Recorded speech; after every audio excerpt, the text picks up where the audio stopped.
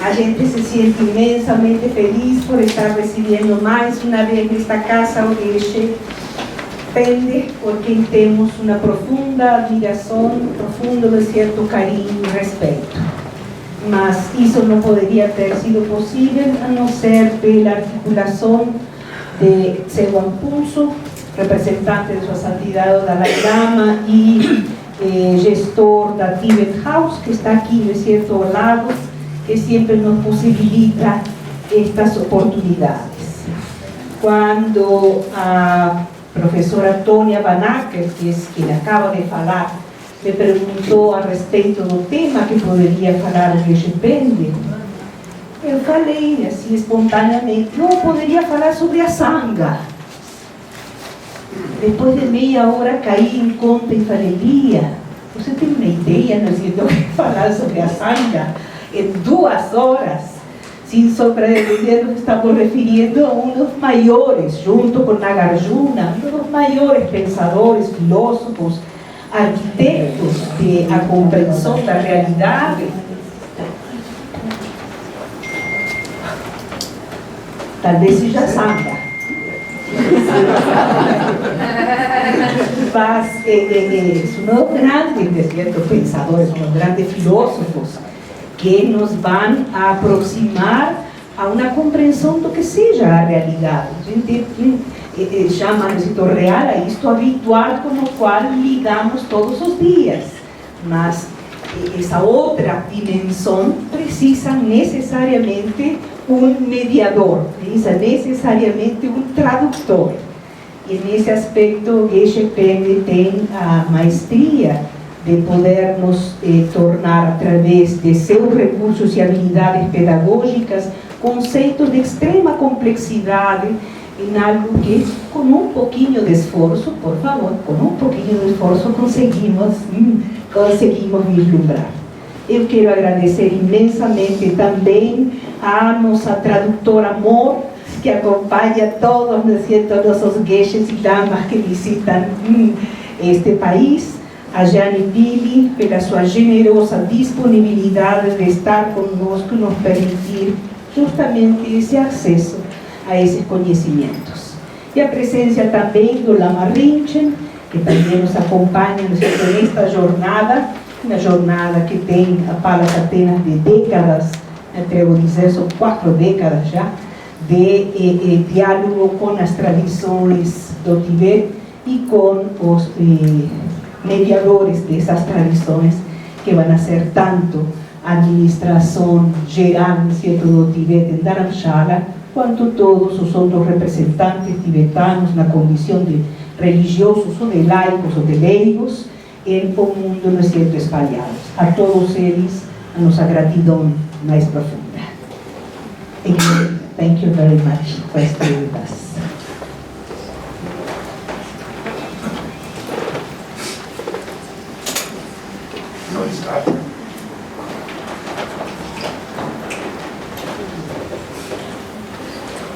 Okay, first, good afternoon. Boa tarde. And I want to say first, thank you very much to give me this opportunity to share with my little knowledge on Asanga philosophy. Eu gostaria de agradecer pela oportunidade de compartilhar conosco o pequeno conhecimento que eles têm sobre a filosofia de Asanga. So, before we begin this topic, first I will going to explain the idea of this topic, why it comes here, why it's important. Otherwise, without knowing the purpose of learning about this philosophy, then it will remain just academic. Então, primeiramente, ele vai nos explicar qual é a razão pela qual nós devemos estudar esse tema, antes de começar a falar sobre o tema propriamente. Porque se a gente não entende o propósito do tema, ele se torna uma questão apenas acadêmica. So, Buddhists believe, of course, first, as a human beings, right, our nature is very innocent, very beautiful, which is wish to live happy and peace, do not want suffering. That's the human innate natural desire. So it's called innate desire because wish to live happy in peace and do not want suffering. It's not influenced by any cultures or faith or families. This is just by birth. Então, primeiramente, como seres humanos, todos nós compartilhamos desse desejo inato, que independe da cultura, independe da família, que é um desejo que surge ao nascer dos seres humanos de desejar ser feliz e não sofrer, desejar viver em paz. É um desejo inato. So this desire, why it's called innate, is not only because it's just by birth, but also wish to live happy in peace and do not want suffering. The desire never change. You know, we have many secondary desires, always change, right? You want to be artist for some years, then you do not want to be artist. You like this person for a few years, then you don't like these people, then you like to wear this dress, then after you do, it's always changed, the secondary desire. But the fundamental desire, which means never change. So wish to live happy in peace and do not want suffering. That desire is by birth. Then when you become a teenager, absolutely that same. Then when you become an adult, it remains same. Till you're going to die, wish to live happy in peace, always be there. Every minute, every second, we want to live happy in peace and do not want suffering. That's human identity. That's our innate natural desire, and it is very important to understand as a human being. You have to understand your fundamental, your desire, what really you want it. Because if you do not know your fundamental desire, then you lost. Right? You lost. You're doing for what? You don't know that. That's why. Is that okay? No, it's not. Can we use this one? No, I'm interested. Finish the battery? Yeah, already. Então, Geshe está dizendo que esse desejo que é natural, que faz parte da natureza humana de desejar ser feliz, não querer sofrer, de ter uma vida em paz, ele é não só um desejo que surge com o nosso nascimento, mas ele nos acompanha por toda a vida. Esse é um desejo fundamental que nunca muda. Então nós temos vários desejos secundários que vão mudando ao longo do tempo. Então durante o tempo a gente quer ser artista, depois não quer mais, aí conhece uma pessoa, gosta da pessoa, depois não gosta mais. Então esses desejos secundários, eles vão mudando ao longo do tempo. Mas esse desejo fundamental de ser feliz e não sofrer, nos acompanha o tempo todo, a cada instante, desde o momento que a gente nasce, durante a adolescência, quando a gente se torna adultos, até o momento da nossa morte. Esse desejo vai estar sempre presente. So, also if you do not know your fundamental desire, then if you rely on your secondary desire, then you work very hard to achieve that secondary desire, but that secondary desire is not reliable. Then you work very hard for a few years and you got it, eventually you do not want that. Then all these 3-4 hard work is nothing, right? So if you fully follow it only through your secondary desire, then you always, are confused. You want something, you got it, and you not sacrifice. Then you want another one, you got it, you are not satisfied, right? It goes that way. So therefore, rather, if you rely on fundamental desire never change it. So it's reliable desires. Então é muito importante a gente compreender esse desejo fundamental. Caso contrário, se a gente confundir, achar que os nossos desejos secundários é que importam, então a gente vai passar a vida tentando satisfazer esses desejos secundários que mudam o tempo todo, eles não são nem um pouco confiáveis.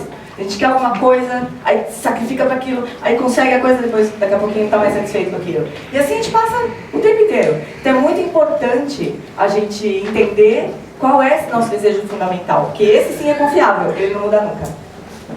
So then, secondary desire, most of those secondary desire comes out of our attachments or greeds, some kind of negative emotion, most of us.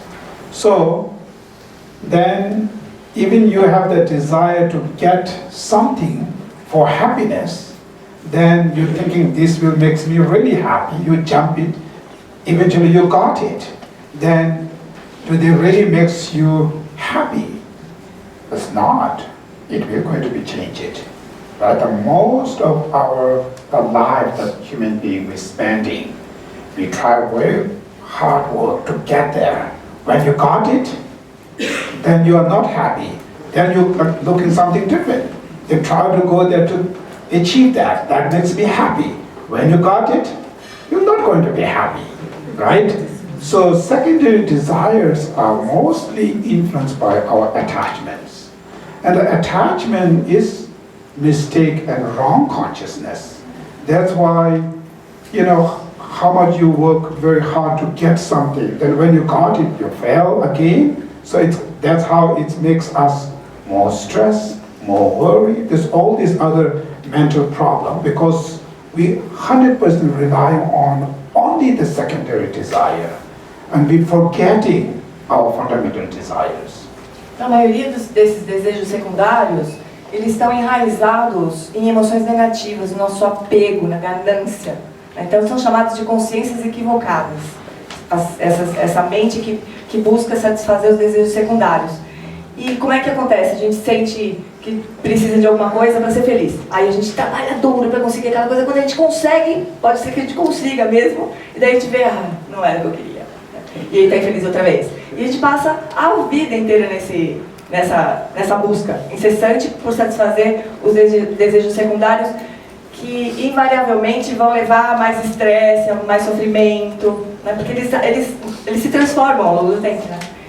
E, ao contrário, se a gente for se aprofundar em compreender melhor esse desejo fundamental, que está na base da nossa existência, aí então a gente pode obter um outro resultado. A gente precisaria compreender isso. That's why we're doing so much, we're achieving so much, but the deep of our heart is still missing something, right? Everybody has that.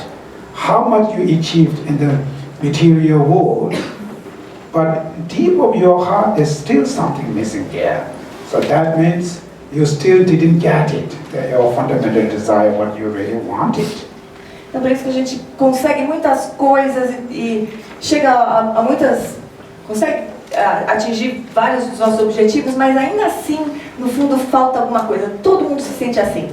Quer dizer que a gente não se dedicou propriamente a esse desejo fundamental do ser humano. A gente sente sempre que tem alguma coisa faltando. So, therefore, it is very important to understand one's own fundamental desire, right? What is my innate, natural desire is as a human being. First, very important thing is should understanding one's own fundamental desires. Então, como seres humanos, é muito importante que a gente compreenda qual é esse desejo inato, esse desejo fundamental. A gente precisa compreender profundamente qual é, o que é afinal esse desejo fundamental. Then question is, you say, what is my fundamental desire? My fundamental desire wants to live happy, peace, do not want suffering, right? That's no doubt. Then another question is, why you want to be happy? Why do not want suffering? You should question yourself. Can you find any answer? Então, o primeiro ponto é assim, se eu te perguntar o que você deseja, qual é o seu desejo fundamental? Você fala, quero ser feliz, quero viver em paz, não quero sofrer. Então tá bom, a gente já sabe disso. Aí a segunda pergunta que a gente deveria se fazer é assim, por que eu quero ser feliz? Por que eu não quero sofrer? Qual é a razão disso? So I myself questioning, right? Why you want to be happy? Because I want it. But why? I want it. That's all, right? So there's no any reason why you want it. Because of that, that means this is nature. So that's how it's called the nature. Why fire is hot? Why? It's fire, but why fire should be hot? There's nothing, any reason. It's the nature of the fire. It burns you hot, right? Nature of the ice is the cold. So nature of human being is wants to live happy. So there's no any sort of reason or something logic, we not need that. That's our nature. That's why, without any reason, we want to live happy. Então ele se pergunta também, eu quero ser feliz, mas por que será que eu quero ser feliz? Né? E não encontra nenhuma resposta. Por que a gente não encontra resposta? Porque é a nossa natureza. Como é a natureza do fogo ser quente, como é a natureza do gelo ser gelado. Né? Então a natureza do ser humano é desejar ser feliz. Então não vai ter nenhuma resposta além dessa. É a nossa natureza, propriamente. So when they say nature, nature which means you can't separate it, right? You can't separate it, fire and heat. Where is the fire? There always has heat, right? That means nature of human beings which wants to live happy and peace. If that's human nature, that means we can't separate it with that desire. So always wherever you go, wherever you stay, whatever your lifestyle you change, wish to live happy in peace and do not want suffering, always with you. That's why it's called, this is our nature. Então quando a gente diz natureza, o que significa isso? Né? Significa que a gente não consegue separar uma coisa da outra. A gente não consegue separar o fogo do calor do fogo. Né? Da mesma forma, a gente não consegue se separar desse desejo de ser feliz. Onde quer que a gente vai com esse mesmo desejo de ser feliz. Isso que significa dizer que essa é a nossa natureza como seres humanos. So that was very important to each of us should understanding, right? That's my nature, and it's inseparably wherever I go, wherever I stay, what kind of position you gain, what kind of power you gain, what kind of reputation you gain, that nature of wish to live happy and peace always be there. How much you lose, how much you break it down, but wish to live happy and peace, it's always with you. So this is first very important, should understand. Essa primeira coisa muito importante, que sendo essa a nossa natureza, a gente vai levar para onde a gente estiver, na posição que a gente estiver, seja lá qual for a situação de poder ou de reputação que a gente tiver, seja qual for a situação que dê errado para nós, esse desejo vai estar sempre presente, por ser parte da nossa natureza. É muito importante a gente entender isso. Because of that nature, right? Because of that your own nature or your own interest, what is your responsibility? So your responsibility is to achieve happiness, live happy, and to overcome suffering. So that responsibility is not based on your faith, based on your culture. It's not about that. It's based on your own interest, your own nature. Your responsibility is to live happy in peace. Então, essa nossa natureza também implica que a gente tem uma responsabilidade de atendê-la, de buscar sermos verdadeiramente felizes, independentemente da nossa fé ou da nossa cultura. Por ser parte da nossa natureza, surge então essa responsabilidade de atender, de buscar ser feliz e se livrar do sofrimento. So that's why it comes up now. How to live happy, right? How to overcome suffering. From that perspective, all these different religions came here. So each religion have different idea, and they're bringing those ideas. This idea will take you happiness. And another comes here, this is the idea will take you over there in the happiness, right? So all these different religions came to this planet. Their main goal is to take you into ultimate happiness. But when they use the happiness, based on their own religious term. Sometimes they use heaven, some religious using nirvana or enlightenment or pure land or liberation, whatever they label. But if you ask what is the heaven, right? What is the pure land? Or what is the enlightenment? It's simple. It's long-lasting happiness, ultimate happiness. Então a pergunta seguinte é, bom, então como é que eu faço isso? Como é que eu alcanço então essa felicidade absoluta, última, né? Para isso surgem então todas as tradições religiosas. Todas elas, independente da forma, do caminho que elas propõem caminhos que vão nos levar nessa direção, na direção da felicidade. Então, independente do nome que a gente dê, a gente pode chamar de céu, a gente pode chamar de iluminação, a gente pode chamar de liberação, de terra pura. Independente do nome que a gente der, Se a gente se perguntar, afinal de contas, o que é ir para o céu, afinal? O que significa a iluminação, né? E no sentido mais absoluto, mais último, significa isso, que ela vai nos levar até essa felicidade duradoura, essa felicidade verdadeira. So this very idea or the religions come in this planet is the goal is to achieve ultimate happiness, and also in this planet is the diversity people, diversity brains, right? Based on diversity people, they need to have diversity ideas, right? Variety ideas, we need it. You can't just bring one idea here to say everybody should be follow that. So it's variety religions come here, it's because of the variety peoples. Like a religion is like a food, right? You can't say everybody should be follow Brazilian food. If you say that, people might think you have something problems, right? Some people like maybe French foods, or some people like Chinese, some people like Indian food, some people like variety foods. The purpose of that food is to make you healthy, delicious, right? So different idea, the different religious idea, philosophy come here. Its main purpose is to achieve happiness. So that's how we look on, general, the different philosophies comes here is because of that reason. Então, todas essas tradições que surgiram nesse nosso planeta, eles têm esse mesmo objetivo, de nos levar a um estado de felicidade duradouro, felicidade última, felicidade absoluta. E por que, então, qual a razão de a gente ter tantas tradições diferentes, né? Elas surgiram por conta da variedade de pessoas, de cérebros, né? A gente precisa de várias propensões diferentes, então as religiões elas tentam atender a essa variedade. Seria esquisito falar assim, olha, tem aqui essa tradição, todo mundo por favor siga. Né? Seria a mesma coisa que falar assim, olha, o Geshe diz que é como se fosse um alimento, né? Tem vários alimentos para os diferentes paladares. Seria estranho falar assim, olha, agora todo mundo vai comer comida brasileira, viu? Não, mas uns gostam de comida francesa, outros gostam de comida japonesa, outros gostam de comida indiana, chinesa.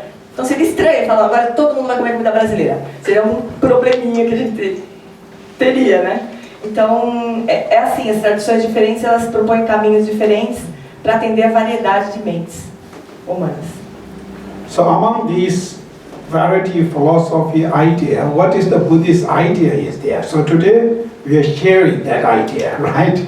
So what is the Buddhist idea? So the Buddhist idea is, if you do not want suffering, you should understand the causes of suffering, and you should deal with the causes. If you want to live happy, you should recognize what are the causes of happiness, then you should accumulate those causes. So Buddhist fundamental philosophy is everything are dependent on each own cause condition. That's called law of causality. Então, qual que é a ideia budista, por fim, desse caminho para a felicidade? É isso que o Geshe vai compartilhar com a gente aqui hoje, né? Então, a ideia budista central com relação à felicidade e ao sofrimento é de que, se você desejar se livrar do sofrimento, você precisaria eliminar as causas do sofrimento. E se você quiser ser feliz, você deveria acumular as causas da felicidade. Então, a ideia budista se baseia nessa relação entre causas, entre resultados e causas e condições para se atingir a felicidade e se livrar do sofrimento. A lei da causa e efeito. So that founder of that idea is called the Buddha, Buddha Shakyamuni. Buddha is the general name, so the Shakyamuni is the specific, right? So the Buddha Shakyamuni is the founder of Buddhism, right?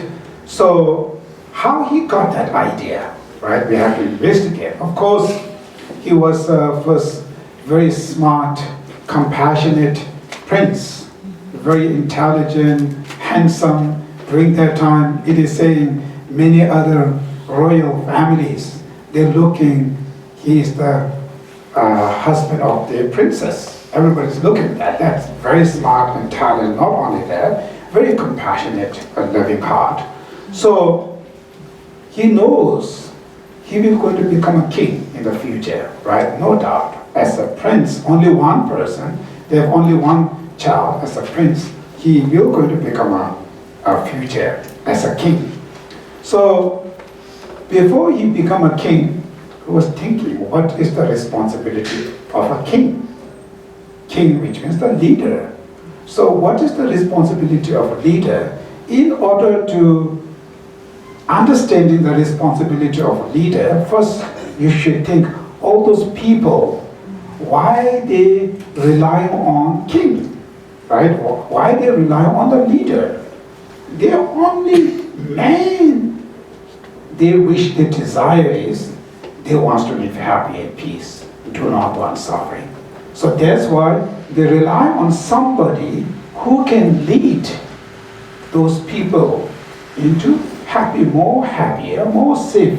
That's the only reason, right? People rely on the leader, it's for happiness. So because of that, what's the responsibility of leader? To lead your people happy, peace. That's responsibility. So in order to lead others into happy and peace, first he should understand what is the happiness. How should we get rid of suffering? How should we make happy? That's why you're researching. Então, o fundador do budismo que nós temos acesso hoje foi o Buda Shakyamuni. O Buda é uma denominação comum. Shakyamuni foi um ser especificamente, né? Buda Shakyamuni. Então, no tempo do Buda Shakyamuni, ele foi um filho único, ele era um príncipe, filho único de um rei, e portanto ele se tornaria rei. E ele era acho que é meu... A bateria está funcionando? Tá, desculpa. Então, o Buda Shakyamuni, ele sabendo que ele ia se tornar rei, né? Ele começou a pensar assim, ele era além de ser um homem bonito, inteligente, ele era um ser muito compassivo também. Então, todos os reis, né, em volta, queriam ter o Buda Shakyamuni para casar com a filha deles, né? Na época o Siddhartha, né? Não era o Buda Shakyamuni, mas esse que se tornaria o Buda, para casar com as filhas, né, com as princesas. Então ele se tornaria um rei. Então ele começou a pensar assim, mas o que um rei faz? Né? Por que as pessoas confiam num rei? O que faz com que elas... Por que elas confiam em um rei? Aí ele pensou, bom, o rei deve levar as pessoas, liderar as pessoas a uma vida feliz, a uma vida em paz. É isso que as pessoas esperam de um rei. Ele começou a pensar, mas o que será que eu preciso fazer, né, para levar as pessoas para esse estado de felicidade? Né? Como é que eu faço, o que eu preciso fazer também para me livrar do sofrimento? Então ele começou a se questionar, porque esse seria então as atribuições dele quando fosse um rei. Né? Ele começou a investigar essas causas de felicidade e sofrimento.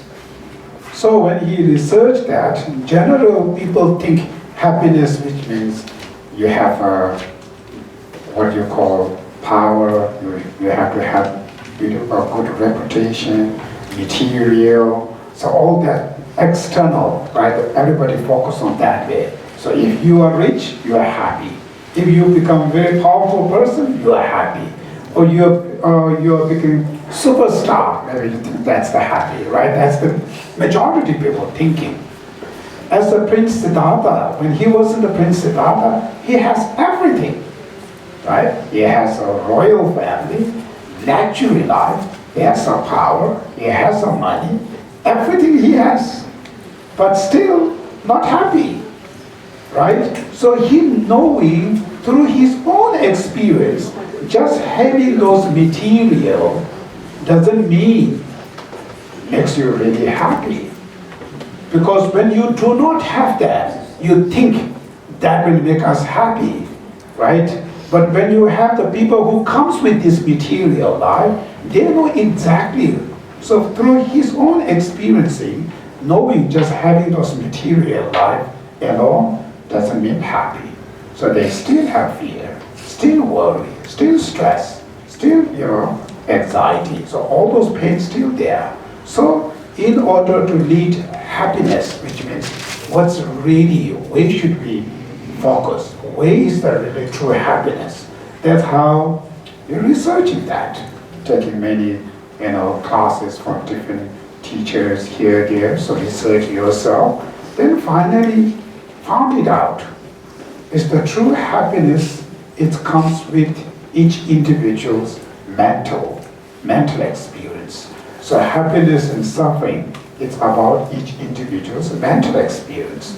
As long as when your mind is full of stress, depression, or something fear, then physically, even you can wear the golden coat or something, or like a diamond crown or something, you're still suffering, right? So that means happiness is external material there, also internal each individual experience there. That's how the research. So through their own experience, knowing happiness is each individual's mental experience. Então ele começou a investigar, né? Como é que seria essa felicidade? O que as pessoas precisariam ter para elas serem felizes, né? E ele começou a notar que as pessoas geralmente elas achavam que se elas tivessem dinheiro, ou se elas tivessem poder, ou se elas tivessem uma boa reputação, aí então elas seriam felizes, né? E elas buscam isso por fim para atingir a felicidade. Mas o príncipe Siddhartha, ele tinha tudo isso. Ele era rico, ele era poderoso, ele era bonito, ele tinha todas as condições materiais favoráveis, e ainda assim ele sabia que isso não era felicidade. Ele sabia pela experiência dele própria, né? Então ele começou a pesquisar assim, né? Como é que ele, então estudou, foi pesquisar, foi conversar com vários professores. Então ele chegou a essa conclusão de que a felicidade ela era uma experiência mental, que não estava relacionada ao que era externo, né? Então a pessoa poderia se vestir com um manto de ouro ou usar uma coroa de diamantes e estar deprimido, estressado, porque era uma experiência interna e não externa, né? Então ele chegou nessa conclusão que a felicidade ela depende de cada indivíduo, né? E de cada indivíduo investigar internamente, trabalhar internamente com essa experiência que é mental de felicidade e de libertação do sofrimento. So that's how he saw externally or internally mind. The internal mind is more important than externally, right? But human beings generally we still didn't see that way. We've 100% focus on externally, and that's how we're protecting everything's okay, something like. But sometimes when you really look yourself, we are becoming something like what you call slave of the material. The person, it's really feel like a sorry or sadness. Is they serving for their material? For instance, simple thing to wear some kind of shirt. It's wearing this shirt is for what? For happiness, right? No doubt. But you have a different mindset. Or if I wear this shirt, what people might think? What people may think about that? So you're doing this is for them. It's for you or for them. It looks like you are becoming like a drama, right? You're doing drama for other people. Everything you're doing is for other people, for what they think about me. So it's going completely different way. So that means we really don't understanding. Make happy means where should we focus? Externally your appearance or internally there's something there? Mas o Buda notou que as pessoas ainda assim elas buscavam por coisas externas para encontrar felicidade, né? Então ele chegou a essa conclusão de que por fim a gente acaba se tornando como que escravos das coisas materiais, né? Como se a gente buscasse, por exemplo, usar uma camisa super linda e daí a gente se sentiria feliz. Mas é bem por isso que se veste uma camisa bonita, porque os outros vão pensar quando estiver usando essa camisa linda, né? Como se a gente estivesse ali para atender os sonhos dos outros. Isso se torna uma escravidão, não um caminho para a felicidade, né? Então o Buda começou a refletir sobre todas essas coisas, né? So I will going to give you some example. So sometimes when we go to the fancy restaurant, right? Then they give you big plate, and there's so many decorations there, right? The real food is just only small portions of food there. It's just only one small eatable. None of these are eatable. It's just put it there, right? So we go there and you just take a look in there. What you should eat, there's only one small piece of meat. Rest of them are not eatable. It's just there. So what is that, right? Is this for what? So we should understanding.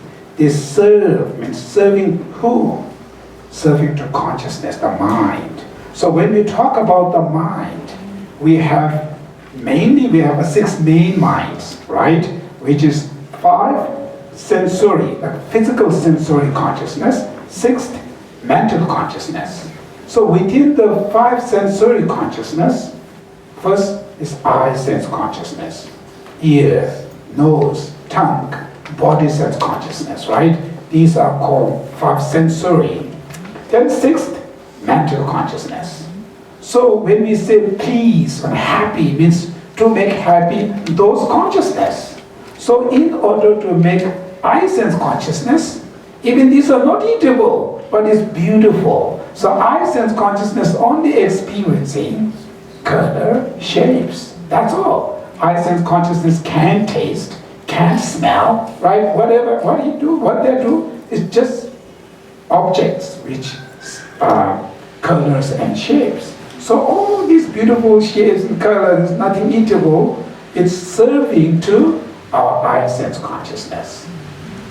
Então, por exemplo, quando a gente vai num restaurante chique, né? A gente pede um prato, aí vem aquele prato gigante, cheio de decorações, e a comida é um tantinho assim, no meio do prato. Aí você pega, come aquele e fala, nossa, mas tá quente isso nesse prato, né? A serviço do que tá tudo isso aqui nesse prato?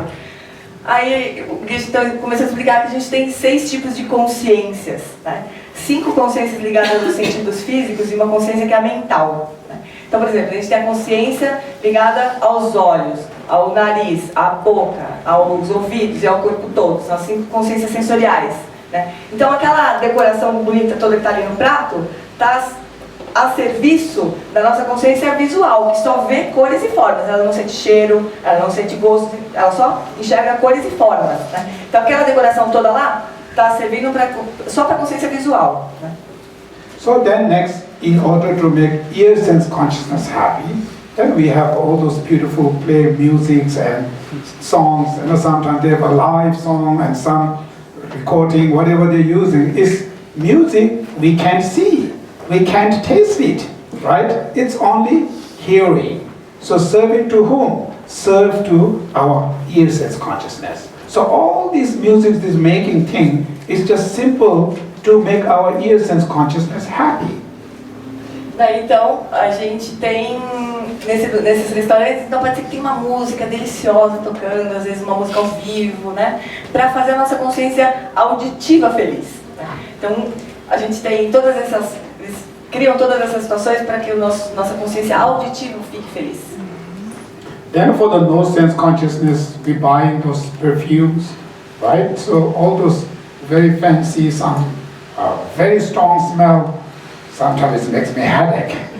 But some, right, whatever, but these are very expensive perfume, the buying is to serve to nose sense consciousness happy. Também os perfumes caros que a gente usa, essas fragrâncias super fortes, que a gente diz que dá dor de cabeça, né, na verdade, mas a gente usa esses perfumes caros, maravilhosos, para fazer a nossa consciência olfativa feliz.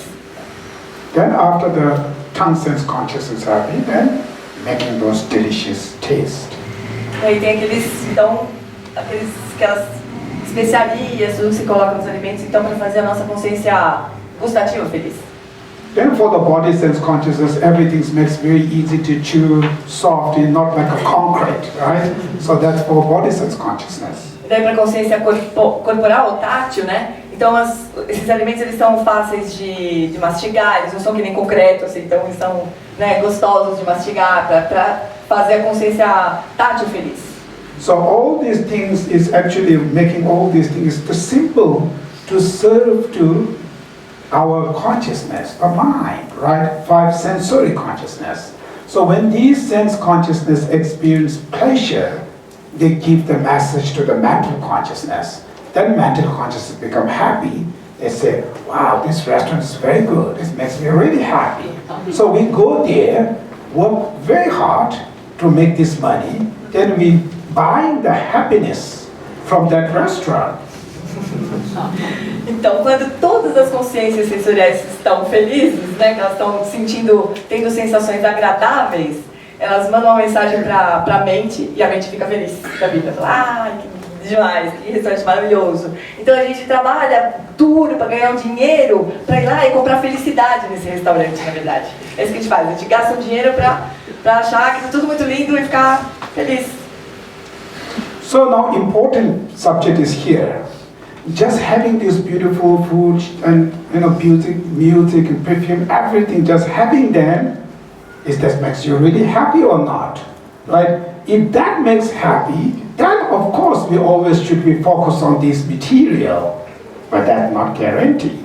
Because the person who go there out of so much ego, out of so much anger, that when they go there, anything, like for instance, like accidentally, maybe the waiter, something fall down, make something mistake, the person become angry, right? When the persons become really angry, first what changing? First his or her beautiful face. They put so much beautiful colors, they spend so much time, this face become really expensive, right? So this expensive, beautiful face turn into very scary, ugly face, right? When the people become really angry, it's becoming really scary, ugly face. So when the person's faces become ugly, scary, the front of your family, what they see this scary face. When they see the scary face, the eye sense consciousness get the wrong message, right? Wrong message. Eye sense consciousness, front of you, beautiful flower, whatever there, is not going to see that way, right? When they're not seeing, they will not going to experience that joy. So what they see is this scary face. So they didn't receive that, right? Eye sense consciousness, not happy. Então, a pergunta que a gente tem que se fazer é o seguinte: será que nesse restaurante, comer esse prato maravilhoso, isso é realmente fonte de felicidade? A gente vai ficar verdadeiramente felizes com esse prato de comida que custou tão caro? A gente logo entende que assim, se a gente estiver com raiva, a pessoa que vai para o restaurante, senta ali já com raiva. E aí um garçom faz alguma coisa errada. Aquela pessoa tem um ataque de raiva. Primeira coisa que acontece é que a cara dessa pessoa, que eventualmente gastou uma fortuna para ficar com uma cara bonita, uma maquiagem cara, alguma coisa para parecer bonita, quando a pessoa sente raiva, aquela cara já se entorta toda, já fica horrível. E aí a pessoa que está na frente da família, a família que está na mesa ali, olha para a cara da pessoa, aquela cara horrorosa, com raiva, e ela recebe uma mensagem diferente ali. Ela não vai ver mais a beleza do prato, ela vai ver a cara feia da pessoa que está ali com raiva, né? Então, as consciências sensoriais, elas não, a visual, por exemplo, ela não consegue mais obter felicidade daquele mesmo prato, daquele mesmo lugar onde ela poderia estar feliz, né? Then next, he or she will going to shout it, scream it, saying bad things, complaining to the waiter or to the manager. So all those bad words, who are you going to hear? The family, whoever beside you. These are the people hearing all those bad words. And himself or herself will hearing what they're saying. So when he's hearing these things, beautiful, fancy, whatever, live music, whatever they're doing, you are not going to hear that. So your ear sense consciousness experiencing instance of joy, the pleasure, is mixed very unpleasure, very unhappiness. So hearing negative, seeing negative, that's give the message to the mental consciousness, not happy, right? Mental consciousness not happy. The person who's angry is not happy. The person who's beside you, they're also not happy. So they didn't receive happiness. They go there to the restaurant, supposed to be go there to buy the happiness. They pay it. They got all the materials there, but they didn't get the happiness. Instead of they getting the happiness, but they got it, suffering, right? So that means you go there to buy the happiness, but you buy suffering instead of happiness. Whose mistake that? Where? Is the material? Nothing is same. Songs are same, foods are same, table, everything same. But why you got suffering instead of happiness? Mental. There's something wrong there. So just having material doesn't mean it will going to give you full pleasure. So in order to experiencing the joy, the pleasure, what you call the perception side need to be very positive. So that's how if the perception, the observation side is something wrong there, then physically how much you prepare, we're not going to receive the joy, the happiness. Então, vamos imaginar que essa pessoa agora, ela ficou muito brava, ela começa a gritar com o garçom, com o gerente, começa a falar uns palavrões ali. Então, as pessoas que estão ali com ela e ela mesma começam a escutar isso, em vez de escutar a música deliciosa que está tocando no fundo. Então, a consciência auditiva manda mensagem para a mente: infelicidade, alguma coisa não está bem, a mente se sente infeliz. Então, o que aconteceu? Essa pessoa foi lá no restaurante, supostamente para comprar felicidade, né? E não levou, pagou, mas não levou sofrimento, né? E onde estava o erro? Porque assim, a comida estava ali, maravilhosa, a música estava ali, mas o que deu errado? Para a pessoa se sentir infeliz, né? Então, para que essa pessoa pudesse desfrutar de verdade da alegria, do prazer, essa percepção, esse estado de percepção da mente precisa estar muito positivo. Caso contrário, aquilo material que está sendo supostamente a fonte de felicidade não vai funcionar assim. Então acaba virando um sofrimento. Então você vai lá para comprar felicidade, compra sofrimento, porque esse estado perceptivo da mente está num estado negativo, né? Precisaria estar num estado positivo para experienciar a felicidade. So what's the point here is this topic. The point is the happiness we're looking, the suffering we do not want it. These two is each individual's mental experience, not in the physical. That first point. Second point is just having material doesn't mean it makes you mentally happy, right? That's second point. So in order to make your mind pleasant, happy, the mind itself need to do something. Just only having those material doesn't mean it makes you full joy. So that's the 2 point main the focus is. Então, o primeiro ponto é que essa felicidade, experiência de felicidade ou de sofrimento é uma experiência mental. Esse é o primeiro ponto. Está na mente, é uma experiência da mente. O segundo ponto é que as coisas materiais, elas não vão gerar esse estado essa experiência mental. A mente vai precisar fazer alguma coisa para ser feliz e para se livrar do sofrimento. É uma experiência mental, primeiro ponto. Segundo ponto, a própria mente vai precisar fazer alguma coisa para buscar essas causas de felicidade e eliminar as causas do sofrimento. So maybe you might be thinking about this monk. He's supposed to come here talk about mind on this school. He's talking all this. Why he's talking about that, right? So I'm saying is because of this philosophy. It's not just academic.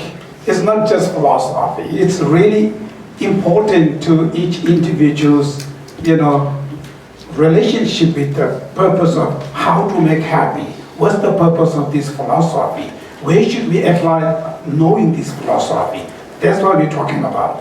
A gente pode estar pensando, mas vem cá, esse monge não veio aqui para falar dessa escola filosófica da mente apenas? Por que ele está falando dessas coisas, de restaurantes, essas coisas todas? Para dizer para nós que a filosofia da mente apenas não é só uma filosofia, ela faz parte da nossa vida, ela é aplicada na nossa vida, em todas as condições práticas da nossa vida. Não é só uma escola filosófica. A escola filosófica se presta a explicar isso que está de mais profundo, mais que não está nas causas materiais, que está na nossa mente. Por isso, ela se presta a isso. Então, por isso que o Geshe está falando todas essas coisas para nós. So because the reason you come here is for happiness, right? So that's the purpose of you came here. So it's not just who is this monk or just looking, right? It's your purpose is coming here is for seeking happiness. So this topic, and how can I use to achieve my goal? Então a gente também veio aqui porque a gente quer ser feliz também, né? A gente não veio aqui só para saber quem é esse monge, a gente veio aqui porque quer ser feliz, né? Então o tema é esse, assim. Qual a importância de usar esse tema? Como é que a gente pode usar esse tema para atender a essa nossa vontade, esse nosso desejo? So it's otherwise, this philosophy just stay there. You know, you have a very, very fancy camera, very complicated, somebody give you, you don't know how to use it, then what's the point? You just keep that and wherever you go is useless, right? It's like got the philosophy, then, oh yes, this philosophy, but for what? Don't know. So that's how the first make a link where you need to apply. Why are you using that? So having the camera, you have to learn how to use it, you know, for what purpose of that. So then when you buy, you have camera, it's useful. Otherwise, it's just become useless. Então, ele está dizendo tudo isso porque ele vai apresentar essa filosofia para nós e a gente, se a gente não souber para que serve essa filosofia, vai ser muito lindo. Ai, que linda essa filosofia, muito bonita, mas mesma coisa se a gente ganhasse uma câmera de fotografia super sofisticada, carésima, cheia de recurso, e a gente não soubesse usar. Então a gente leva a câmera para todo lugar, não tira uma foto porque não sabe como usar aquilo ali, né? Então, da mesma forma, é isso que o Geshe vai explicar para nós agora. A gente precisa entender qual é o propósito, como que a gente vai usar essa filosofia toda que ele vai apresentar para nós. And the second reason is, you know, majority people think religion, which means something very simple, meditate, calm, that kind of, many people have that idea, right? Why this Buddhism is talking too much logic, philosophy? Why they're talking about that, right? So it's simple, it's for happiness. So this philosophy, what they make happy, right? So because of that reason, and it gives you the first idea, you know, what's the goal, what's the purpose? Happiness come from where? Where should we focus the happiness? What's the human nature? So although they have a link with the philosophy. Outro ponto que assim, a gente pode pensar que, pode ter essa visão de que a religião budista, especialmente os monges, eles são bem quietinhos, eles só meditam. A gente pode pensar, mas pra que toda essa filosofia? Por que eles falam tanto também?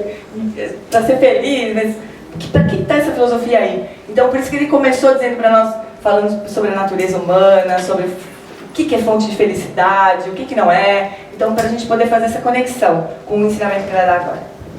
Also, even the Buddhists, many Buddhists do have that. Is their practice, which means go to the temple, do some prayer, ask to the monk to bless, to find a good husband for my daughter, good wife for my son, good job, something that's, they think that's the religion.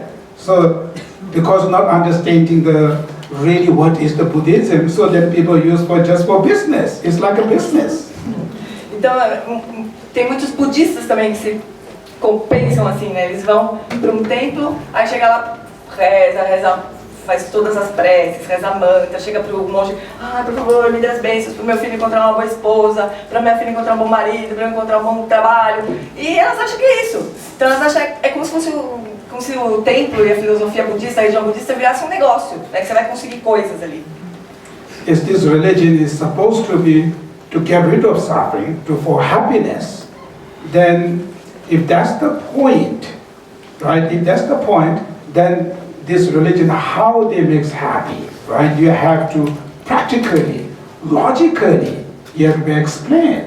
It's not just simple prayer, it's just simple prayer. If they make happy, then easy, everybody can do this prayer.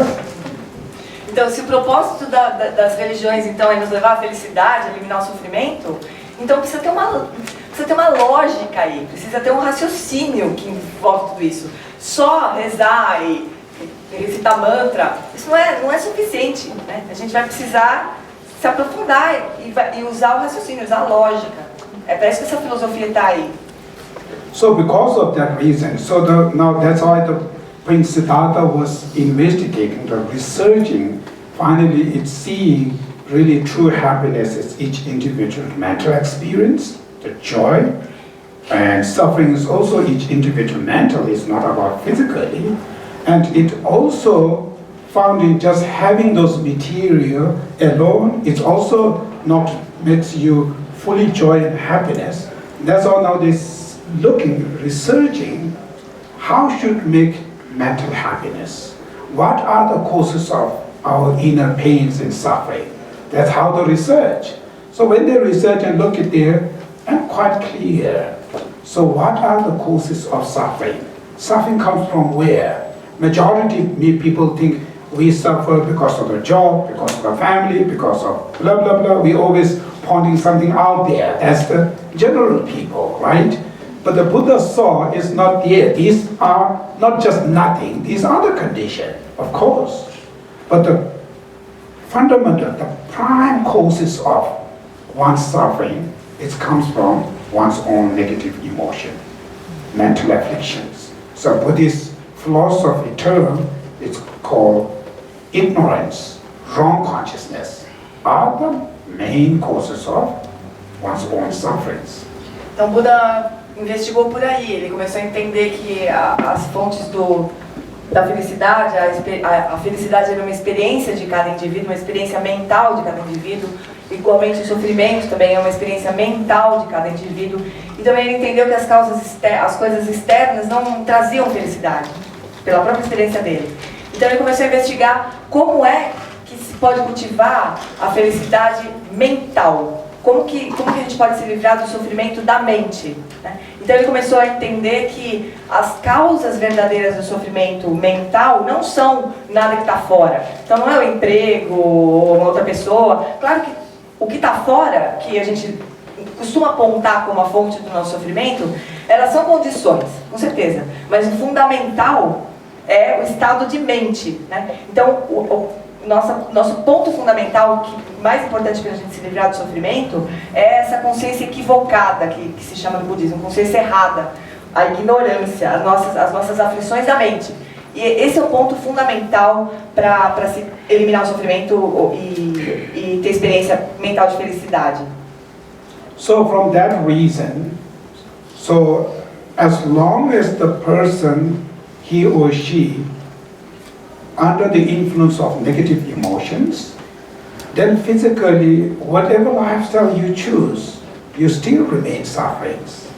So, as soon as when your negative emotions are declining, right, they're reducing, your happiness and your joy and pleasures are increasing. So when the negative emotions are increasing, your sufferings are increasing. When negative emotions are reducing, your sufferings are reducing. That's knowing through his own experience, living in the luxury life.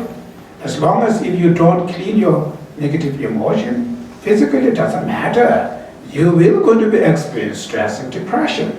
So he knows that through his own experience. Então Buda entendeu pela própria experiência que enquanto nós estivermos sob a influência de emoções negativas, a nossa experiência vai ser de sofrimento, independente das condições externas. Então ele percebeu isso pela própria experiência. Quanto maior forem as emoções negativas, maior vai ser a nossa experiência de sofrimento. Quanto menores forem as nossas emoções negativas, menor vai ser a experiência do nosso sofrimento. Ele descobriu isso pela própria experiência, tendo toda aquela vida luxuosa que ele tinha. Ele entendeu que o ponto todo era a presença e enquanto a gente estiver presa sob a influência das emoções negativas.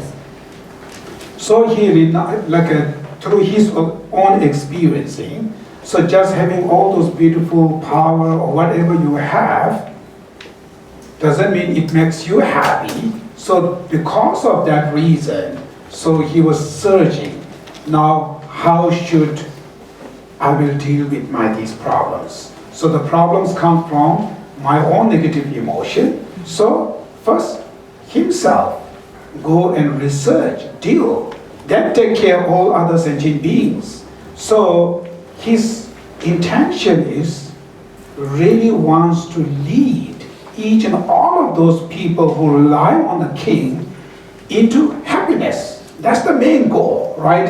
Into happiness. That's the responsibility.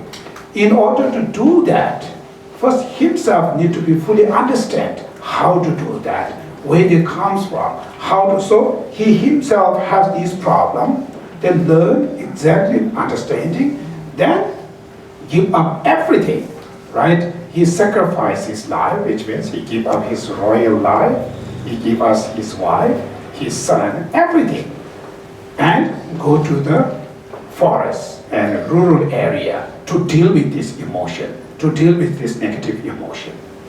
Then somebody saying that Buddha is so selfish. He gave up his own child, leave his own wife, and just went with that, right? I can see that people, when husband leave everything and he go himself, they're thinking that way. But Actually, it's not. He so much care about, but caring, majority people when they care is taking care for just material, for just temporarily. He care is ultimate happiness. How should I lead them true happy? Not only your family, all these beings who rely on him. So to giving up his whole family, it's very difficult on behalf of all other sentient beings. He sacrificed his life. So it means so much compassion to everybody, including their own families. Then give up everything, then decided to go to the training, right? Exercise their mind. So that's why I say he engaged into the spiritual life. That's why he chose.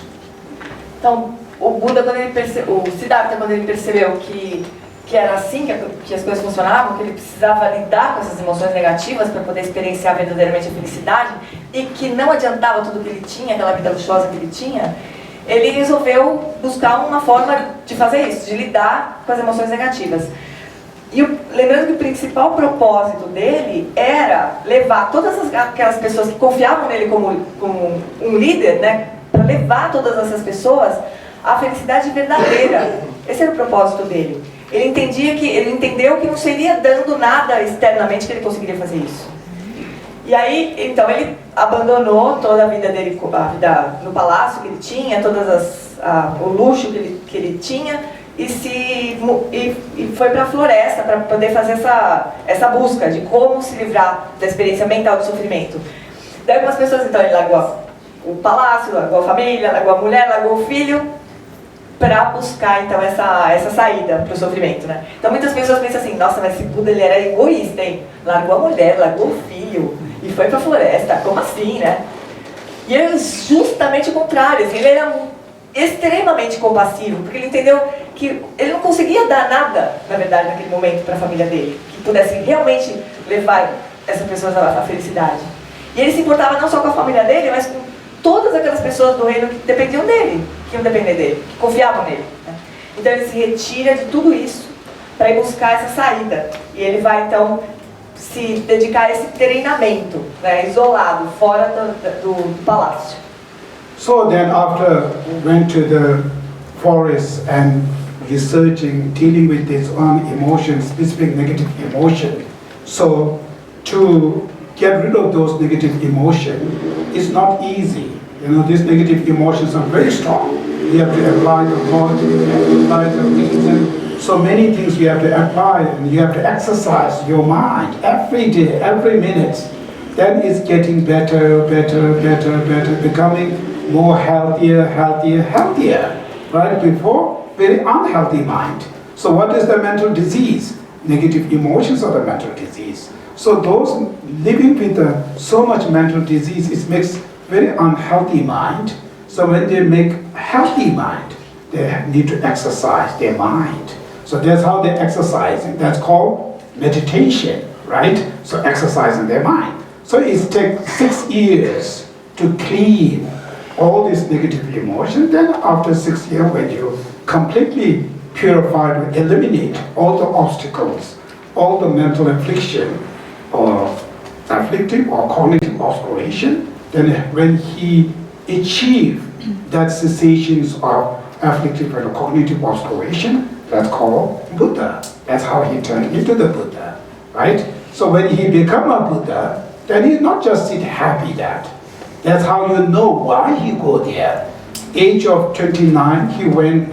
Age of 35, he achieved enlightenment Buddha. Then he come back to the public, then share the idea where he use it, makes him achieve full of happy and overcome the suffering. Then he come out that idea, he bring it and he share. So that idea is called Buddhism.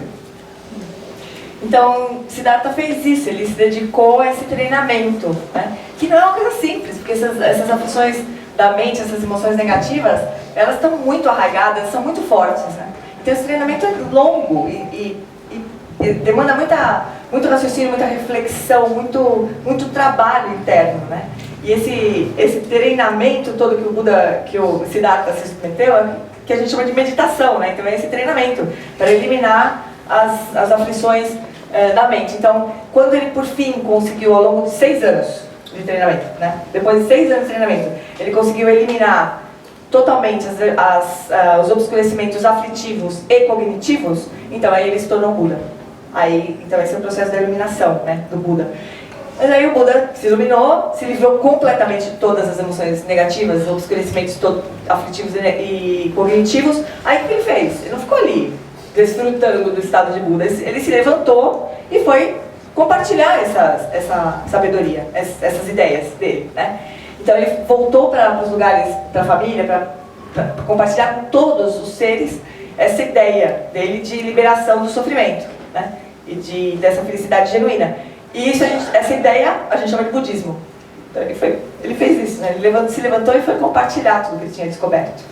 So then when he came back to bring with this message, because the idea he used it, he himself, right, achieved that long-lasting happiness. Now he has so much compassion to bring it to give to the other people, but you have very great idea doesn't mean it can benefit to them, because each individual has different brain city, like brain capacities, right? Some people may be understanding, some people maybe not. So you having that doesn't mean you just give them that. Some people maybe you're giving that it will hurt them instead to benefit, it will harm them.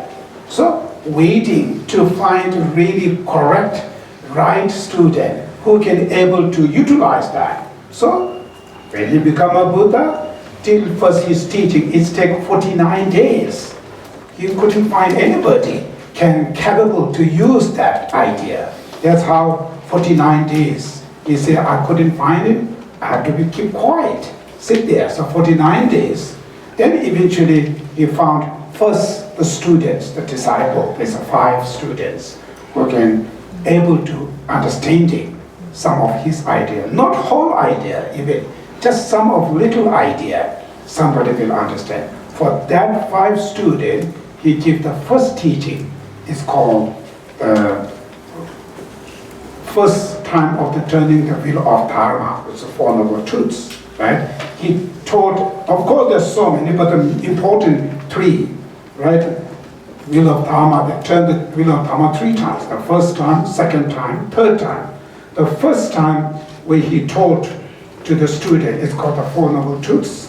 So, of course, 4 Noble Truths I don't need to talk about, but here is mainly philosophy, right? So from that perspective, he giving the philosophy is one of the very fundamental, which is one of the grosser level of philosophy that they can understand. So first he shares is not high philosophy, it's one of the lowest Buddhist philosophy. He shared with those 5 students. That's called 4 Noble Truths, the teaching name called 4 Noble Truths.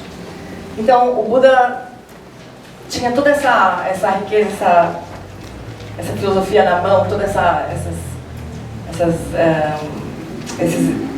essas ferramentas na mão, mas isso não significava que ele poderia simplesmente sair, levantar da árvore, sair por aí e simplesmente entregando para todo mundo. Isso precisaria ser levado de uma forma tal que realmente trouxesse benefício para as pessoas que fossem fazer contato com esse ensinamento, né? Então ele demorou 49 dias para encontrar os primeiros alunos e a forma de ensinar esses primeiros alunos.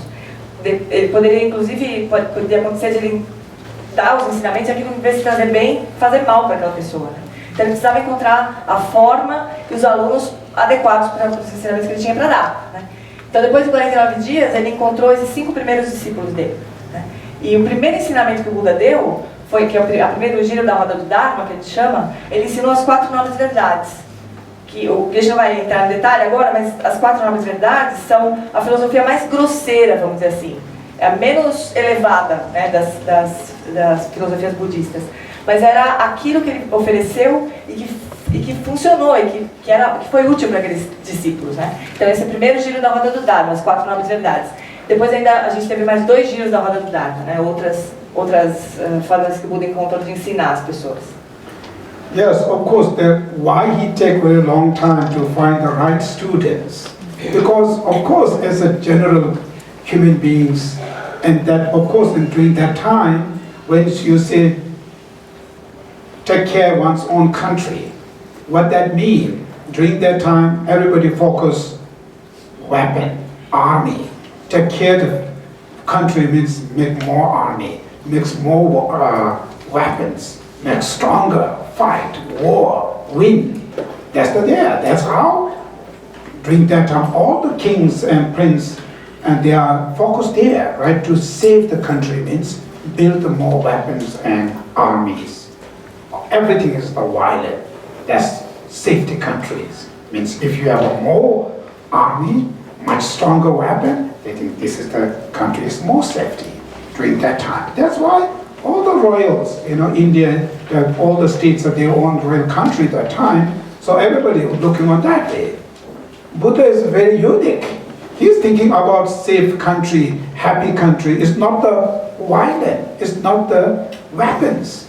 He choose completely different methods.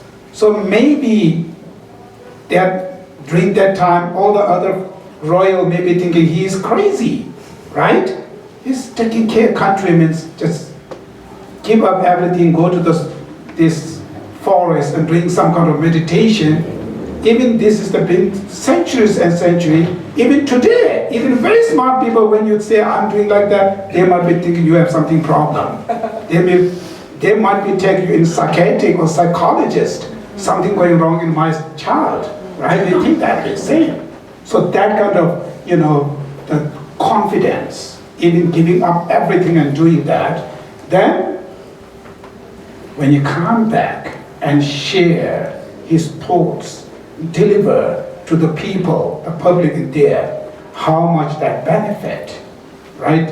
First only 5 students, then spread it out, that idea. Still today, millions and millions of beings are benefiting his idea.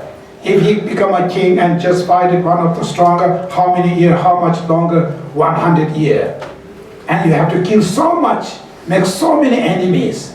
Then after die, finish. Choosing completely different life, still benefiting. Not only your own people in your enemy countries benefiting. Every sentient beings. So thinking how smart, even not touched to the religious point of view, just academic way, this person thinking so much long term, how smart he is. Then if you really ignore his child will be remain king or whatever, he's going to stay in something mundane life. But his child eventually become a monk, serious practitioner. Even his own life, he achieved, we call self-liberation, right? That kind of happiness. Nobody parents can give that kind of happiness to their child. Nobody in our history. He's the one, how much they care about that. So not only his own child, to many beings. Still today, it's been more than 2,500 years ago, still millions and millions are benefiting. That type of the person, right? So how skilled, how smart, how thinking much, longer benefited. So when he come and he give the first, his idea is I mentioned earlier, the Four Noble Truths, the first returning the wheel of Dharma, and that philosophy is very, fundamental philosophy, which is an ancient time, many philosophers, they believing, one of the believers they believing on is called soul, which is Atma. So today when they're translating into English, they use the soul. But sometimes people misunderstanding, because many people still use that name as soul, but when you ask what's that mean, each individual has different definition. So that's how using same name doesn't mean you are in the same page. Using same name, we are different planet. Each people has their own idea. That's why they're complicated, right? But the Atma, with the Sanskrit word, but they translate it into English, they call soul. So that very strong believing, in philosopher. Before the Buddha, there's nobody, talking about that Atma, no soul. Philosophy nothing exists. He's the first, right, bringing the idea. There's no Atma, which means, what is the Atma in the philosopher point of view? Atma, which means the self who is permanent, right? Non-change. The self who is unitary, only one. The self who is independent, who exists independently. So 3 criteria of the self is called the soul. So people are so much attached to that. So everything is because of that. Then fighting, doing all this, we have a strong sense of self who grasping, and that causes anger, attachment, many other negative emotions it causes.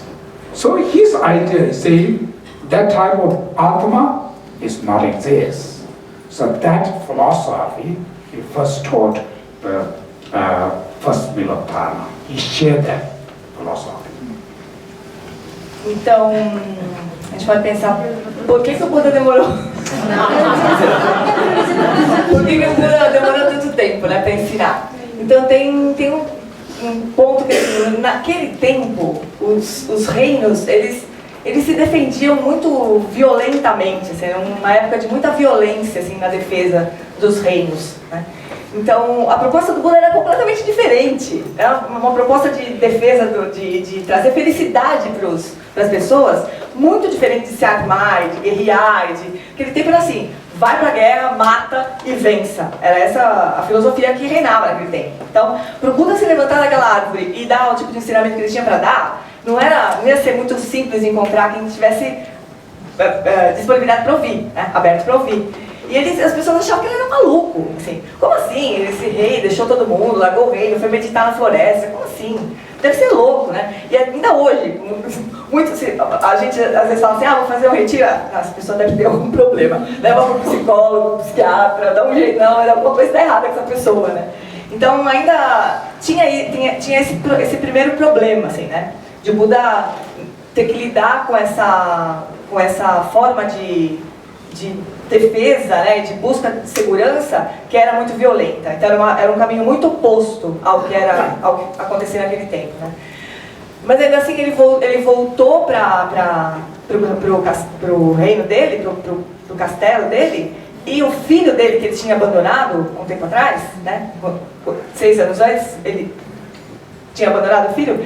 No final, por fim, o filho se tornou um monge também e alcançou a liberação naquela mesma vida.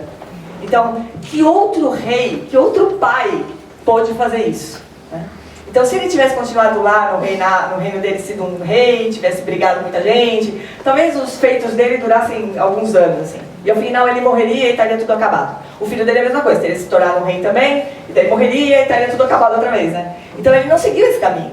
Ele seguiu o caminho de buscar a liberação de uma forma, com uma visão muito de longo prazo, né? Uma visão muito inteligente, muito compassiva, de muito longo prazo. Tanto que até hoje, estamos nós aqui, né, 2.600 anos depois, milhões de seres se beneficiando do que o Buda fez naquele tempo, né? Então, ele era espetacular, assim, como um pensador, né? Como um grande praticante, mas como um grande pensador, muito inteligente, e conseguiu pensar muito adiante, né? Então, por isso que nós estamos ainda aqui colhendo os benefícios todos do que o Buda fez naquele tempo. Além disso, naquela época, a filosofia que imperava era uma filosofia que acreditava numa alma, entre aspas, assim. Porque tinha o conceito de Atma, né? Que era uma existência que era separada, unitária, separada e imutável, independente e imutável, que seguia ao longo dos tempos, né? Então, é o que a gente chama de alma, mas se a gente for pensar... Por inglês se traduz Atma, que é uma palavra sânscrita, para alma, mas quando a gente vai perguntar o que cada tradição acha que é alma, cada um vai falar uma coisa. Então, o fato de usar uma mesma palavra não significa que a gente está na mesma página, como diz o Geshe, né? Então, ele tinha essa filosofia ali, era a única que existia, na verdade, não era nem predominante, era a única que existia, né? A filosofia de que existia o Atma. E o primeiro ensinamento que o Buda foi dar, ele viu que esse Atma, esse conceito de que existia algo separado, independente, separado do outro, era a grande causa do sofrimento. Então o Buda vai naquele lugar, ultra violento, né? Que tinha aquela filosofia como fala?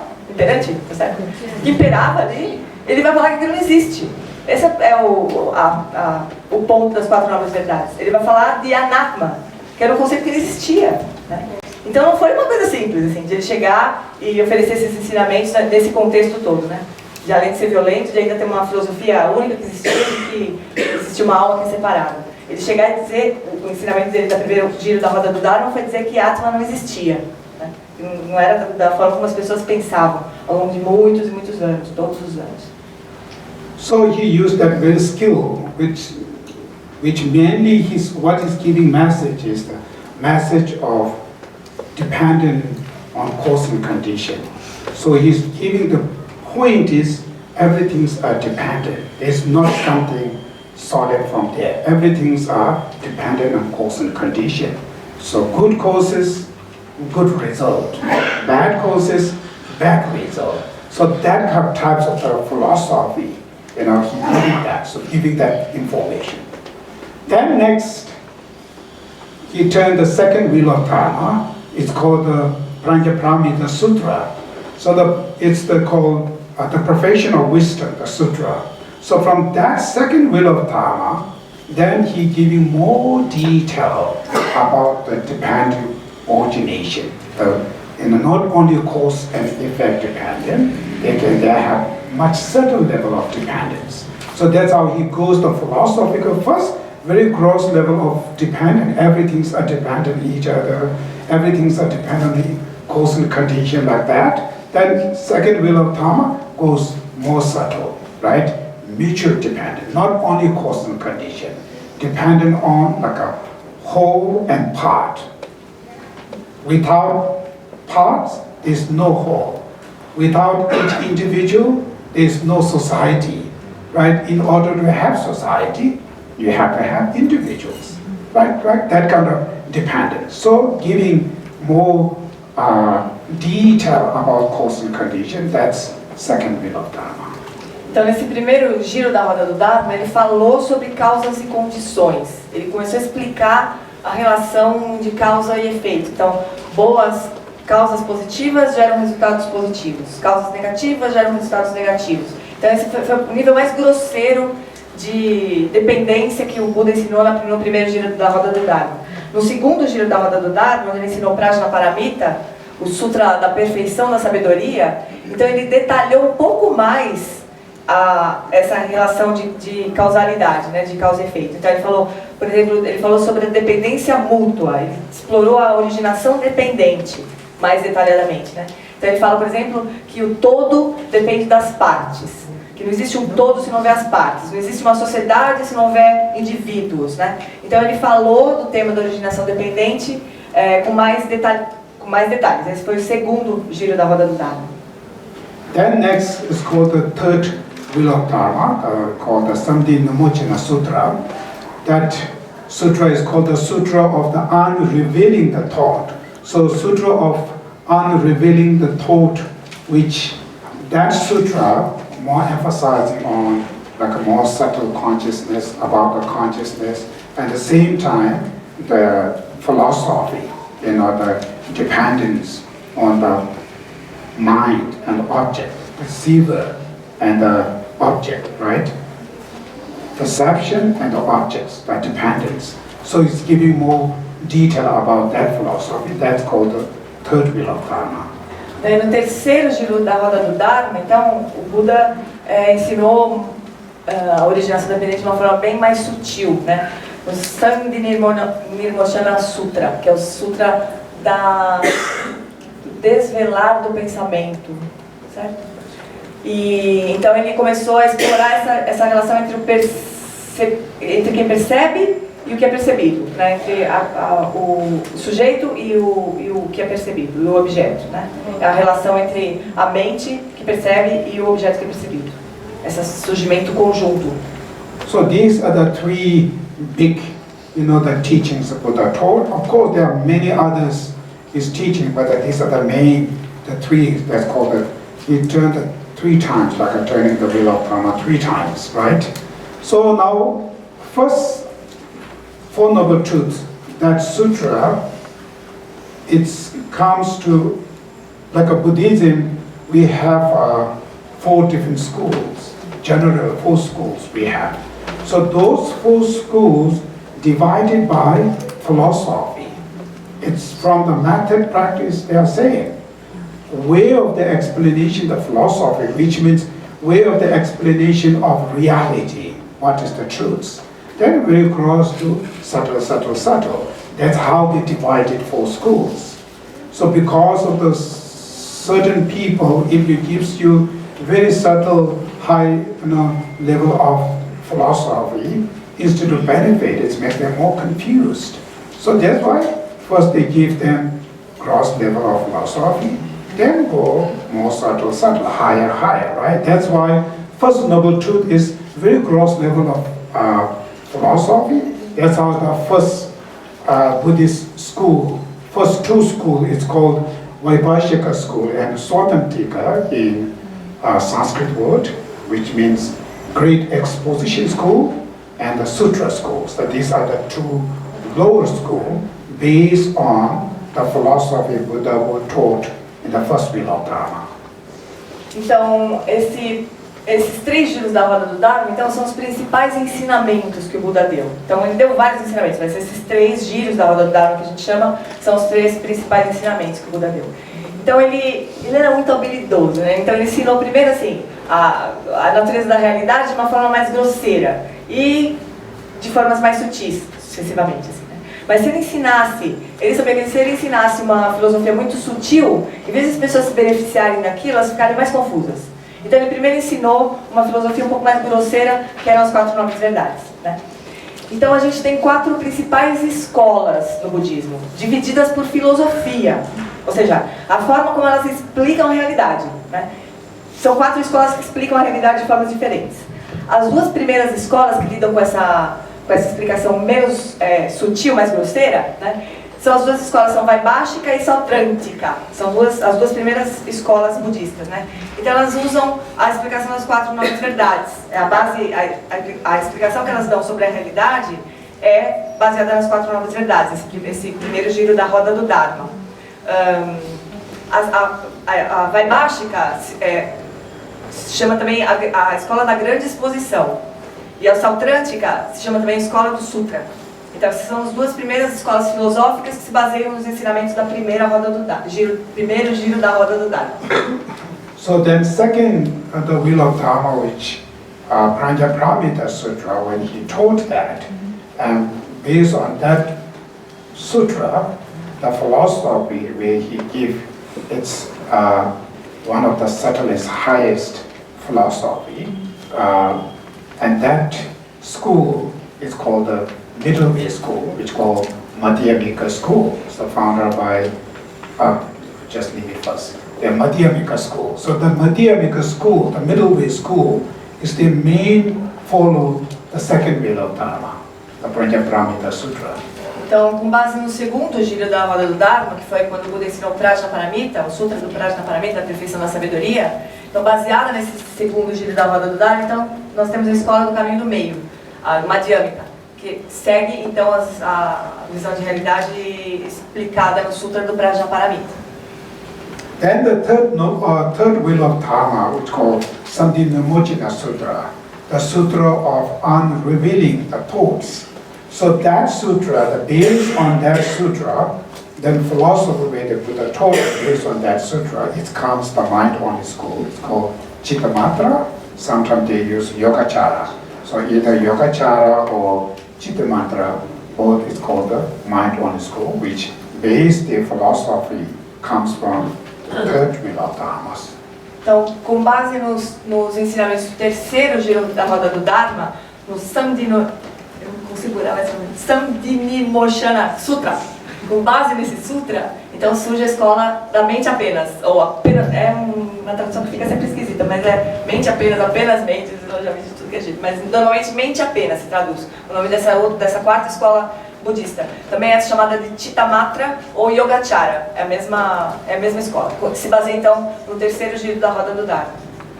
So now today's talk is about that. Mind-only school's talk philosophy. So that's how it comes up, right? So that's come from where? It's where what is the purpose and which sutra we follow. So that's how that sutra comes. That's mind-only school's view comes here. Now Asanga relationship, how it's become that relationship with Asanga between that, right? If they're already Buddha taught, then what's Asanga is here, right? So that means after the Buddha taught all this teaching, after he passed away, then slowly, most of those teachings decline. Specific, when we separated the school, these 4 schools, they separate into 2 schools. It's one called small vehicle school, and lesser vehicle school, and great vehicle school, right? So lesser vehicle school, which is Vaibhashaka and Swatantika, there are 2 schools, including it's called lesser vehicle school, tenets. Then middle way and the mind only in middle way school. These 2 schools, it's including to Mahayana school, right? Mahayana school we call great vehicle school. So after the Buddha passed away, the Theravada school or the lesser vehicle school remain, still continuously keep going. But the higher Mahayana schools, after that, it's decline. Then eventually almost disappear after a few hundred years. Então, o tema nosso de hoje é justo essa escola da mente apenas. É para isso que nós estamos aqui. Vamos falar sobre a escola da mente apenas, né? O da Chitta Matra, o Yoga-chakra. Então, aí, onde é que entra o Asanga nessa história, né? Que é também o tema nosso hoje. O que o Asanga tem que ver com isso? Não foi o Buda que ensinou? O que o Asanga está fazendo aí, né? Então, o Geshe explicou que depois que o Buda passou pro Parinirvana, os ensinamentos começaram a declinar, né? Começaram a desaparecer. Assim, né? Então, na verdade, o que aconteceu foi que as 2 escolas, os 2 veículos menores, que a gente chama, as 2 escolas que fazem parte da escola do veículo inferior, que é o Theravada, que são as escolas abaixo da Sautrântica, elas se mantiveram, assim, depois que o Buda morreu, por um bom tempo, assim, né? Mas as escolas do veículo superior, que a gente diz o Mahayana, que são a escola da mente apenas e o caminho do meio, começaram a declinar, né? Depois que o Buda passou para o Nirvana. O Theravada seguiu, mas o Mahayana começou a declinar. So the 4th school, which is Vaibhashaka, is one of the lowest school. Then Swatantika is a little bit upper than Vaibhashaka. The next one is mind-only school, Chitta Matra. And the highest school is the Madhyamika. So that's how the 4 schools, right? So Chitta Mantra, or the mind-only school, is the 3rd. So above there, the middle way school is the one of the highest. That's the Tibetan Buddhism believe that way. So these 2 Mahayana schools are slowly declining. General Mahayana dharmas are also general Mahayana teachings are also declining. The reason, there might have many other reasons. Actually, I'm not good to the history, but I'm only follow philosophy. For my understanding is, when the Buddha taught like Mahayana teachings, he only taught to the certain student who can understand that, not publicly everybody. It's only the certain who can capable to understand. It's the small groups of the teaching, just general that way. Theravada teachings are publicly, commonly, openly to everybody.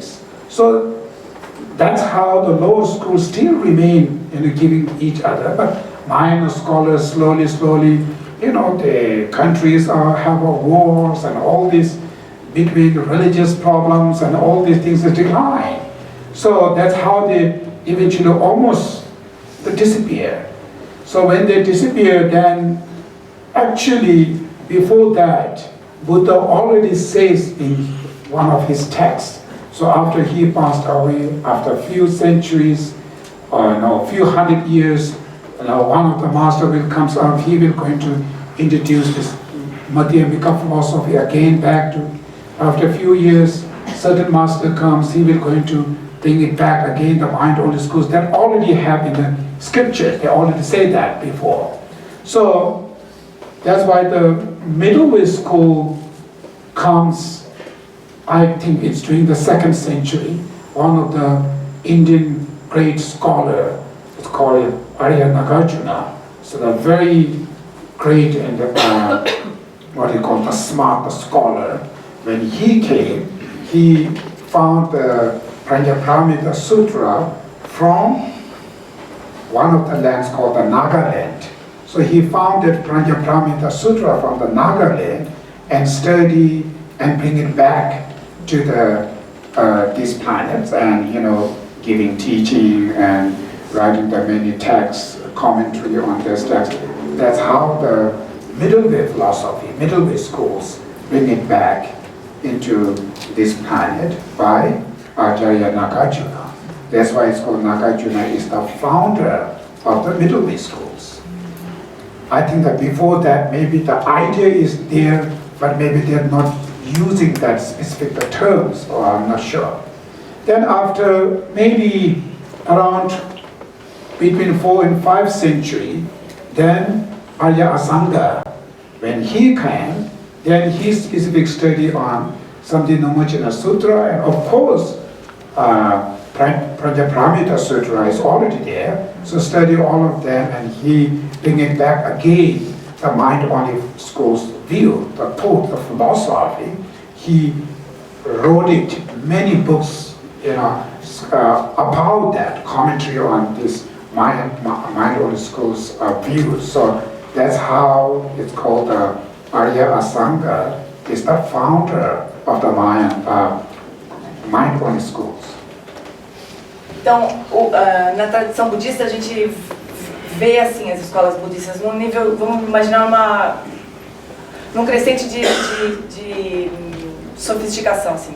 A escola menos sutil, menos elevada, seria a Vaibhashika, né? A próxima seria a Sautrantika. A próxima seria a escola da mente apenas. E a mais elevada seria o caminho do meio, Madhyamaka, né? Então essa escadinha assim, de sofisticação entre as escolas, né? Então essas duas escolas que a gente agrupou em Theravada, essas duas escolas inferiores, elas seguiram por muito tempo, e o Geshe falou que não vai entrar em questões históricas assim, mas ele entende que essas escolas seguiram por muito tempo porque o Buda ensinou para muita gente. Tinha muitas pessoas prontas para receber esse tipo de ensinamento naquele tempo. Então elas foram ensinadas muito amplamente, né? Já as escolas, tanto da mente apenas, ensinamentos da mente apenas, quanto do Madhyamika, como eles eram mais sutis, como eram ensinamentos mais sutis, poucos discípulos dele estavam preparados para receber esse ensinamento. Então ele ensinou para pouca gente. E possivelmente por isso que o Geshe entende que ao longo do tempo esses ensinamentos foram desaparecendo. Mas o próprio Buda, nas escrituras, disse que esses ensinamentos iam desaparecer e que uns séculos depois iam surgir outros mestres que trariam esses ensinamentos de volta para o nosso planeta. Então já estava tudo combinado. Então foi isso que aconteceu. Um tempo depois isso desapareceu. Aí lá pelo século II, um grande mestre, que era o Arya Nagarjuna, foi lá na terra dos Nagas e buscou o Sutra do Prajnaparamita, estudou, ensinou. Então se diz que o Nagarjuna, ele é o fundador da escola do caminho do meio, da escola Madhyamika. Porque ele fez isso, ele fez esse trabalho, ensinou e trouxe de novos conhecimentos, os ensinamentos do Prajnaparamita para o planeta, né, para nós. Lá pelo século IV, então vem a Asanga, que era também um grande mestre, Arya Asanga, e que traz os ensinamentos da escola da mente apenas. E que também escreve vários livros, vários comentários, então ele é considerado o fundador. Ele também, Prajnaparamita já estava lá, né? Já tinha sido trazido de volta pelo Nagarjuna 200 anos antes. Então, esses ensinamentos já estavam presentes, mas aí o Asanga traz de volta os ensinamentos da mente apenas e funda então a escola da mente apenas. Então, foi assim que aconteceu. So, Arya Asanga is one of the Indian great scholar from, say, the Nalanda University. Nalanda is one of the famous institute in India during that time.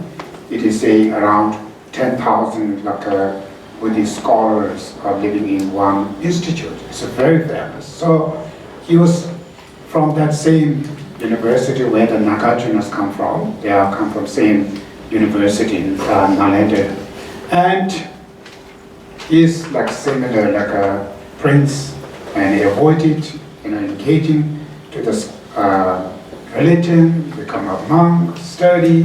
So he has his own brother. It's called the Vasubandhu. So the Vasubandhu is also very famous and scholar. Himself might be following the Mind-only School's follower, but he wrote many books on Vaibhashika and Sautantrika schools of view. So person, whatever they wrote book doesn't mean that they view, right? So their view, it's not the Vaibhashika, they follow as the Mind-only School's scholar, but he also wrote a number of books on the Vaibhashika and Sautantrika schools. Então, Asanga, ele era um príncipe também, mas que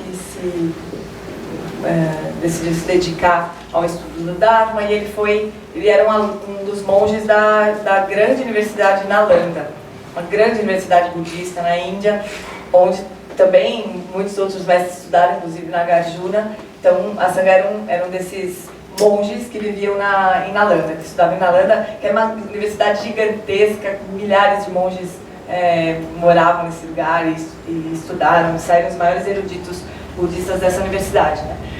E ele tinha um irmão também, que era o Vasubandhu, que, embora ele seguisse pessoalmente a filosofia da mente apenas, ele escreveu muitos livros sobre as escolas Vaibhashika e Sautantrika. Então, ele não importava muito assim, que tipo de filosofia o monge seguisse pessoalmente. Naturalmente ele tinha como escrever livros e comentários sobre as outras escolas, né? Então a gente tinha esses dois, Asanga e Vasubandhu, irmãos, nessa época, no século IV, mais ou menos, vivendo em Nalanda. So his main teacher is the Maitreya. So the Maitreya is one of the his teacher. So he take most of his teaching from the Maitreya. But the Maitreya lives in different land called the Toshita, the land called the land Toshita. So the Asanga go there taking teaching from him, and also the 5 major texts written by Maitreya, the Asanga, he brought it back to here in his planets.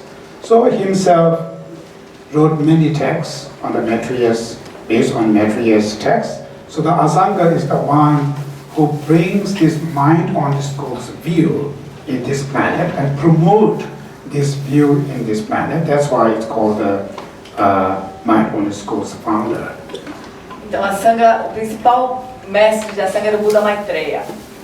Só que o Maitreya ele morava em outro lugar, ele morava na terra de Tushita.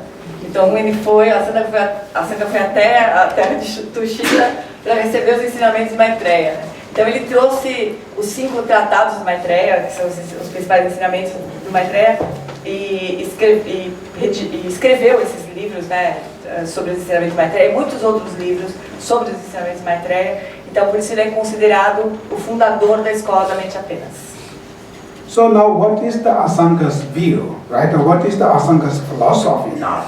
So that's how the Asanga, the belief, what he's believing is, general I mentioned earlier, everything's a dependent origination, which means they try to put the thought about this is nothing solid, absolute one thing's there, this is depend on this is depend on this, everything's are interconnections, right? So that's how to try to open the mind. Because we have the mind is very narrow-minded, just thinking about one solid, we grabbing.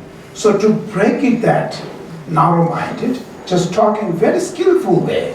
This is not from there, it's come from there, it's come from there. So taking care of this, taking care of this. So it's giving you a little bit to open, in order to take care health, human health in this planet. We need to take care of the environment, right? It's your happiness, your health is depend on environment. So it gives you some idea to open the mind. So that dependent is going to subtle. So now mind-only school's philosophy, because when they interpret dependence, dependent which means dependent on mind. So everything's dependent on mind. there is no externally existence. So that's how, when they talk about the emptiness, right? All they're talking emptiness. Emptiness, they use the same word, all the four schools, but the difference is empty of what? That's the difference, right? So the mind-only school, when they talk about the emptiness, empty of what? So empty of external existence, right? Middle way, Nagarjuna, when they talk about emptiness, empty of what? Empty of independent existence, inherent existence. Very different. They're using the same sort of term, emptiness, but they're empty of many different things, right? So, mind on the school, empty means empty of externally existence. That's their fundamental view. Now, what is external existence? What is the purpose of knowing that to reduce my negative emotion? That's the target, right? Our main goal is there. Knowing emptiness, empty of external existence, it's what linked with my mind, right? So that you're going to talk about. Então, todas as escolas filosóficas, elas começaram a lidar com esse tema da lei da causalidade, né, das causas e condições. Então, a nossa mente é muito estreita, né? A gente acha que as coisas estão realmente lá fora, que são independentes. Então, essas escolas começaram a tentar abrir um pouco essa nossa mente, né? Então, ela começa dizendo assim, olha, a sua saúde depende de condições, né? Então, você tem que cuidar disso, para isso aqui acontecer. Então, começou assim, tentando abrir um pouco a nossa mente. Aí essa visão de dependência, de origem independente, ela vai ficando cada vez mais sofisticada conforme as escolas, né? As escolas foram tocando nesse ponto. Então, todas elas tratam desse tema, mas com níveis cada vez maiores de sofisticação.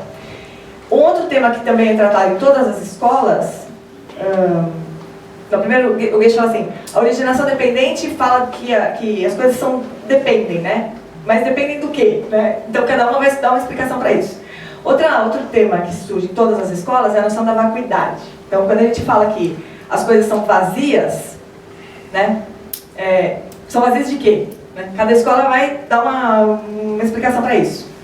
Para a escola mente apenas, a Asanga, né, vai dizer que as coisas são vazias de existência externa. Então, para a escola mente apenas assim, não tem nada lá fora, né? Não tem essa existência concreta lá fora, externa, né? Então, para a escola mente apenas essa é a explicação. As coisas são vazias de existência externa. Já a escola do caminho do meio, a dinâmica, ela vai falar assim, as coisas são vazias de existência intrínseca. Muito diferente, né? Então, é isso que o Geshe vai explicar para a gente agora. So now, we're talking about the emptiness, right? You have to be smart and open. Right now, you might be a little bit dull. So if I say that, you will not going to understand. So we'll take a break, drink coffee and then fresh, then we'll talk about it. Então, olha, o tema agora vai ser vacuidade, pessoal. A gente vai ter que estar muito ligado para entender o que o Geshe vai falar agora. Então, melhor a gente fazer um break e a gente volta que horas? Daqui 20, então a gente volta 4h20. Dividem, viu? 25 aqui, 20.